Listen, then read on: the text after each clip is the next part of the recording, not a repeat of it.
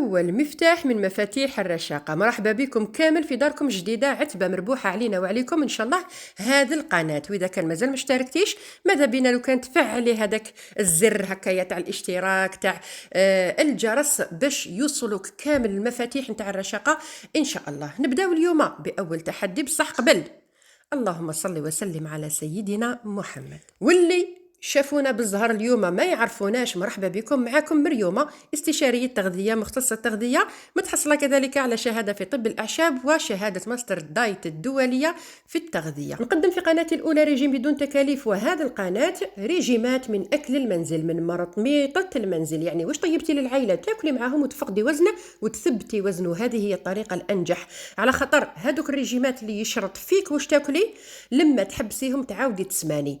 الأصح هو أنك تتعلمي تاكلي واش عندك، تاكلي واش طيبتي بصح، ماشي كيما كنتي تاكلي كيما نقولوا عصر الجاهليه نخلوه اللور. درك احنا رانا نحو التقدم والتطور، نعرف وقتاش ناكل، شحال ناكل، وكيفاش ناكل من كامل الماكله. شعارنا الاستمراريه وليس المثاليه، لان الكمال لله تعالى. ما نقدروش نكونوا مثاليين في وسط مجتمع شره، مجتمع مكراش، مجتمع اللي أغلب الاهتمامات نتاعو هي الأكل. لازم نتعلموا كيفاش نعيشوا في وسط هذا المجتمع. واللي ما تستعرفش هكا بالفيديوهات في القنوات وتحب متابعة شخصية، مرحبا بها في التليجرام، نخلي لك الرابط في صندوق الوصف والتعليق المثبت إذا حبيتي متابعة شخصية. قبل ما نبدأ، زوج تعليقات من الفيديو السابق بزاف عجبوني، حبيت نقراهم لكم. الأخت راهي تقول: سلام، أنا متابعة للقناة الأولى بفضل ربي، ثم القناة وصلت للوزن اللي حباته غير من أكل البيتي، راكم تسمعوا، ونقصت الكمية مدة عامين وأنا في الوزن هذا، من 89 هبطت ل 69، الله يبارك. التعليق الثاني نتاع الأخت هاجر، راهي تقول: كلامك منطقي وحقيقي بدون تزييف، بارك الله فيك. حتى أنا نحب نظام الاعتدال والتنظيم في أسلوب الحياة بدون حرمان، لأننا بشر، والله عز وجل خلق كل خير لنا، لا نحرم أنفسنا بل نعرف ماذا وكيف نأكل. إذا كان حبيتوا أنتم كذلك نقرأ التعليقات نتاعكم في الفيديو المقبل، كثروا لنا التعليقات على هذا الفيديو. ونجوزوا لأول تحدي. بصح البنات أنا ما نقدرش نكتب لكم، كل واحدة فيكم تجيب لنا كراس نتاع ولادها، راهو خلاص العام الدراسي كاين الكراريس اللي مازال فيهم شوية الورق، وديريه كمرجع وين تكتبي التحديات، ولا شري ريجيستر هكايا صغير ولا اجنده صغيره، ماشي خساره في عمرك. لازم انا نهضر وانتم تكتبوا البنات باش تشفاو وتقدروا تطبقوا صح التحديات. ونبداوها. اول تحدي راح نجمع فيه ما بين الصيام العكسي والصيام المتقطع والعشاء الثقيل والكميات والنوعيات. 5 تحديات في تحدي واحد البنات. اذا كيفاش نديروا هذا الشيء كامل في تحدي واحد؟ هذا التحدي ما عندوش عمر، يعني ما تقولي ليش مريوم راني كملت التحدي الاول واش ندير دركا. هذا التحدي البنات بما انه يجمع هادو كامل، فوحده يكفيك انك تنقصي الوزن تاعك وتثبتيه. بصح طبعا من بعد نديروا تحديات باش تكون شويه كسر الروتين، منع الثبات، كسر الثبات. اذا تحدي هذا البنات اليوم اللي راح نعطيه لكم راح ديروه لمده 2 متتاليين باش الجسم نتاعكم يوالف. بعد 2 يولي نمط للحياة، ما تتخلايش عليه. مستحيل، كيفاش رايحة ديري تحدي تنظيم تحكم في الشهية لمدة 2 من بعد تعاودي تولي للفوضى؟ ما جاياش. إذن هيا بداي تكتبي ديجا رانا طولنا 4 دقائق مازال ما بدينا. إذن عندك تنوضي الصباح حبيبتي، أول حاجة ديريها تشربي الماء، عندك من نص كاس ل2 كيسان، ماشي قل من نص كاس، ماشي كثر من 2 كيسان. هذا الماء حبيتيه بارد ماشي مشكل، حبيتيه سخون يعني دافي ماشي مشكل، ما تقدريلوش تقدريلو غير عادي اشربيه عادي. هذا الماء تشربيه وحده ماشي مشكل، حبيتي تزيدي له ملعقه صغيره من اي انواع الخل العضوي، خل التفاح ولا خل التين الشوكي ولا خل التمر مثلا، معليش، ولا ملعقه صغيره نتاع عصير الليمون. اذا عندك مشاكل في المعده اشربيه ما وحده، على خاطر شكون الناس اللي يضرهم الخل ولا القارص مع الصباح، اللي مجروحه المعده نتاعهم. اذا معدتك ماشي مجروحه تشربيهم عادي. من الاحسن تشربوهم بلا باي باش ما تضروش من الاسنان، خاصه اذا كان استعملتوا الخل ماشي القارص. من بعد ما تاكلي والو هنا تبداي لي صيام متقطع، على خاطر هذا الماء ما يكسرلكش الصيام الصباح. بداي لي صيام متقطع حتى تجوعي، ما تقولي ليش على قداش، كل وحده والصبر نتاعها. والتحدي هذا البنات يمشي على حساب الظروف تاع كل وحده. يعني ما نقدرش انا نعطيك مواعيد. المهم شربتي الماء، ما تاكلي والو حتى تحسي روحك جعتي، تعرفي هذيك تاع جعتي. اوكي، تاخذي لي افطار الصباح. وشنوه؟ شفتي واش كنتي تاكلي البارح ولا البارح واللي قبلو هذاك هو اللي تاخذيه. واخلا يا مريومه كيفاش رايحه نشيان؟ صبري كملي معايا. واللي كنت نحكي لكم قبيله هبطت من 89 ل 69 كيفاش هكا. اما لا صبري معايا، درتي فيا ثقه، هيا نكملوا. شفتي هذاك الشيء اللي كنتي تاكليه، كولي لي النص منه. ها فهمتي؟ كولي لي النص منه. اما شي القهوه شربيها كيما راهي، قهوه حليب شربيها كيما راهي. بصح واش كنتي ديري سكر في ديك القهوه هو اللي تنقصي لي منه النص. كنتي ديري 2 مغارف، ديري لي وحده. سيدي معليش، وحده جاتك مره ما قدرتيش الايامات الاولين، ديري 1.5 سمانه من بعد زيدي نحي نص. المهم على 15 يوم نلقاك كنتي ديري 2 مغارف وليتي ديري مغرفه. يا خا حكمني الحماس، علاش راني نعيط؟ عاود وليت كيما القناه الاولى، زعما استعقلت. المهم البنات، زعما هذيك القهوه كنتي تجوزيها ب2 حبات ملفاي، كولي لي حبه. تقولي لي مريومه انا كنت زوج ويا درا لا نشبع، كيفاش درك تحوسيني بحبه نشبع؟ اولا الماء اللي شربتيه قبل رايح يشبعك، ثانيا ما قلتلكش كولي وحده وحبسي، الثانيه عوضيها. البنات هذا الريجيم يمشي بالتعويض، يعني حبه هذيك خليها باش الجسم نتاعك يوالف انه ينقص بالتدريج. ما تنحيهملوش بين زوج، ما تلعبيش روحك شاطره، ما تلعبيش روحك فاهمه، ما ديريش روحك زعما انت صنديده.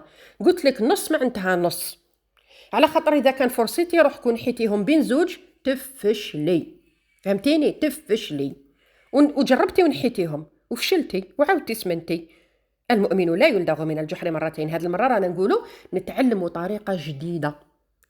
كنتي تاكلي 2 ملفايات، كولي لي حبه، والحبه الثانيه عوضيها لي بفاكهه، بمكسرات، بخريريره كما قال الاخر، بحبه بيض مغليه. المهم عندك نص الكميه تاع واش كنتي تاكلي كوليه، والنص الاخر عوضيه. من ثم تدخلي لي في صيام متقطع الحبيبه، ما تزيديش تاكلي حتى تجوعي. عندك الحق تشربي الماء وتيزانات بدون سكر، ماشي مشكل. كي تشوفي روحك باللي جعتي تاع الصح روحي تتغداي. واش تتغداي؟ نفس الفكره واش كنا نهضروا درك على افطار الصباح، نصف الكميه نتاع واش كنتي تاكلي، على خاطر هو اللي سمنك الحبيب. نص تاعو تاكليه والنص الاخر عوضيه بالخضر، طيبيهم كيما حبيتي. ما ديريهم ليش فايرين، ما راناش في السبيطار. ديريهم كراتان، ديريهم صوتي، اذا كنتي انت اصلا تحبيهم فايرين ماشي مشكل. المهم ما تفورسيش روحك. اوكي، زيدي كولي البروتين، البيض. هاو درك الوقت تاع الطون، كل وحده والمقدره نتاعها. انا ما نقدرش نشرط فيك نوع البروتين والكميه، الشيء اللي كتب ربي كوليه. المهم انه في الغداء لازم تشبعي، ماشي تاكلي لي نص الكميه تاع واش كنتي تاكلي وتنوضي تلحق الوحده تلقاي روحك عاودتي جعتي. لا لا، لازم الجزء الثاني تعوضيه. مثلا كنتي تاكلي 2 طباصه مقارون بالشاشيه، كولي لي طبسي 1 مقارون والطبسي الاخر عمريه بالخضره. تفاهمنا؟ سيبون، الله يبارك. اشربي الماء الحبيبه، اشربي الماء الوقت اللي حبيتي. من ثمك عاودي دخلي لي في صيام متقطع اخر حتى نتجوعي تاع الصح. اذا قدرتي تصبري حتى العشاء ماذا بينا، على خاطر اللمجه هذيك تاع لمجه الصباح ولمجه المساء هذوك زياده سعرات حراريه بقى. اذا شفتي روحك ما قدرتيش توصلي للعشاء ولا تتعشاي شويه متاخر ماشي مشكل، خذي لمجه كي تجوعي تاع الصح. عندك مكسرات مع لاتاي، قهوه حليب، فاكهه. شفتي هذاك البول تاع الشربه، شدي الفاكهه قطعيها قطع صغار وعمريها في هذاك البول، ما يكونش بالشاشيه، يكون بلا. هذيك هي كميه الفاكهه المسموحه من كل الانواع ولا من خليط. اوكي، بالرحمه عليك. في هذا التحدي ما تاكليليش الحلوى 2 مرات في النهار. اذا حاكمه عليك الصباح راني قلت لك واش ديري، اذا حاكمه عليك العشيه طبقي عليها نفس القانون تاع الصباح. وهي الحلوى اذا كان كليتيها العشيه احسن، الصباح خلي الانسولين تاعك راقد. وقلنا احنا نروحوا بالتدريج، يعني هذا التحدي الاول، من بعد نبداو نمنعوا في هذو الامور المضره. خدينا لمجه المساء ندخلوا في صيام متقطع حتى العشاء. انا ما نقولكش لازم تتعشي على 5 ولا على 6 ولا الوقت اللي موالفه تتعشي فيه، بصح الرحمه عليك ما تتعشيش بالعجين وما تتعشيش بالمقلي. حاولي انه العشاء نتاعك يكون بالفرشيطه والمغرفه، كل انواع الخضر مسموحه، حتى اذا حبيتي روز بطاطا مسموحين. ما تاكليليش العجين، المعجنات الثقال في العشاء. الحساء، كل انواع الحساء، البقوليات، العدس، اللوبيا، البواكاسي، كيما حبيتي كولي. كل انواع الخضر كولي، بصح غير بالمغرفه والفرشيطه. ما تاكليش الخبز وما تاكليش العجين. سهله والله سهله، جربيها برك وتشوفيها باللي سهله. شفتوا البنات واش درنا صيام متقطع وتحدي العشاء الثقيل، ودرنا الكميات نقصناهم، ودرنا النوع وضنا الحاجه اللي ماشي مليحه بالحاجه المليحه. بقى لنا درك الصيام العكسي، كي تتعشاي حبسي الماكله. الحمد لله رب العالمين، صومي حتى من غدوه ذاك. ما نقولكش حسبي الوقت وما تحسبيش الوقت.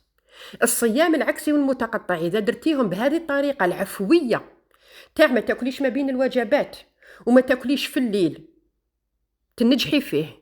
واذا درتيه بالمبدا تاع نبدا على 8 نكمل على 4 نبدا على 5 نكمل على 7، ما تنجحيش فيه، يدير لك التوتر والتعب النفسي وما تنجحيش فيه.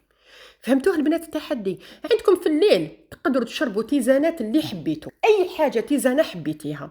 بصح ثاني كنوصيكم على حاجه البنات، ما تشربوش المحفزات في اول تحدي. وشنو هم المحفزات؟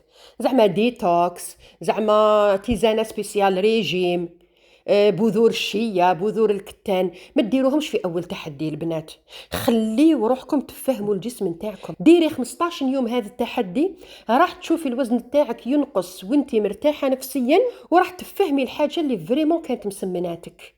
على خاطر ياما للاسف نمنعوا الجسم نتاعنا من حاجه وهي ماشي هي اللي كانت السبب، وبالك ما نمنعوهش من حاجه الوغ هي اللي راهي السبب. على هذيك دي فوا تقول لك انا مدايره ريجيم بصح ما رانيش ننقص، راكي مانعه حاجه خاطيه مسكينه وسامحه الحاجه اللي هي السبب. اذا البنات قد ما حاولت انه الفيديو يكون قصير الله غالب، هذه هي باش توصلكم الفكره مليح مليح. انطلقوا.